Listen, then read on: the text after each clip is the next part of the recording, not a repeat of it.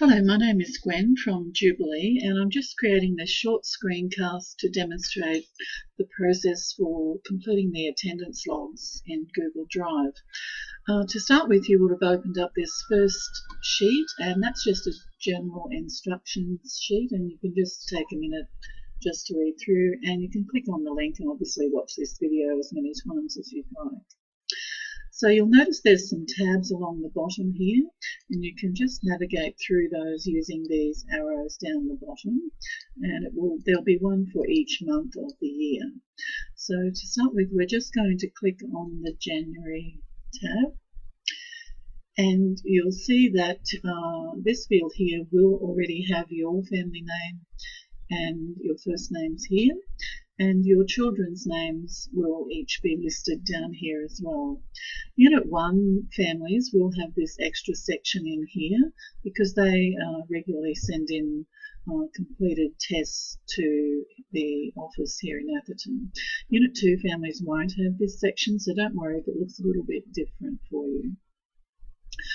There should also be a scripture passage section down the bottom, and again you'll have a line for each of your children. This top section here is the main section of the attendance log that you need to be completing. Now just take a minute to read through the legend, and that just helps you when you're going to complete or choose from the drop-down menu. These little grey arrows, wherever you see those, it indicates that there is a drop-down menu to choose from. So you just click on one of those and you can then select one of the letters. You can just type in the letters too as well. That works easily if you just get into a quick routine of tab through the cells and just type the letters. Sometimes keyboards work quicker than a mouse movement. So I'll just do the mouse and select the A here, and you can just carry on through. We would ask that you complete something for each weekday for each child. If they're for some reason not working, just put in illness or holiday, whether it's if you're just having a family outing for a day, just put H for holiday, and perhaps add a note. If, say, for example, you were having a family excursion or something like that that wasn't related to anything academic, you can just choose H, and then you can right-click by clicking with your right mouse button in the middle of the cell, and it brings up this pop-up menu. Now you can just scroll through with your wheel, with your mouse wheel, and it sort of scrolls down if it doesn't all show up on your screen. You may have a nice big monitor in it and it's no problem, but with mine it's on a smaller screen, so it's better to scroll down.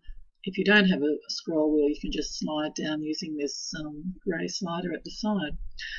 So all you need to do is select Insert Note. Now I just wanted to just mention that Insert Note is different to Insert Comment, and we would ask that you choose the Insert Note because it's a little bit different. So if you choose Insert Note, it brings up this side box, and you can type whatever you'd like in there. And you can type a lot of information, but generally what's needed is just a short explanation.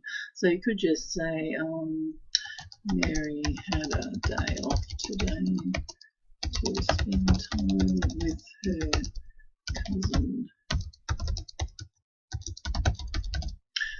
So it may be that that's been the reason for that, and if you click outside of that cell, it automatically saves the note, and all you need to do then is hover over that, or anybody who has shared in the document can just hover over that and the note will pop up. So that just gives an explanation. So it may be that in order to have that day off her schoolwork, you may have asked Mary to work on a Saturday. So you can just choose one of the legends in the drop down for a Saturday as well. So, and we've allowed that in there to give families that flexibility that works well with distance education. If, for example, you've put a note in the wrong field or in the wrong cell, you can just right click in the middle of that cell again and just choose, scroll down and then choose clear notes, and that just removes that. So don't worry about doing something and then realizing you've made a mistake, because you can just get rid of it fairly quickly. That's fairly self-explanatory. With all of that, there's the same drop-down menu for each of the cells. I would ask that you complete this section here if you are Unit 1. Whenever you're getting all of the tests ready to send in to us, just put a note, add those in here if they're done in each subject. And you can just put more than one in each cell. Generally 2 will show up. It's unusual for a child to do more than 4 paces each month in each subject. But if there is, you can just keep typing and it will still be in the cell, and we can click on that to see the full details. Generally 4 would be a good amount of work in each subject for a child for a month. You can right-click and add notes here as well if you wanted to, and if they were only working on a couple of subjects, you could just put all of those subjects listed in here.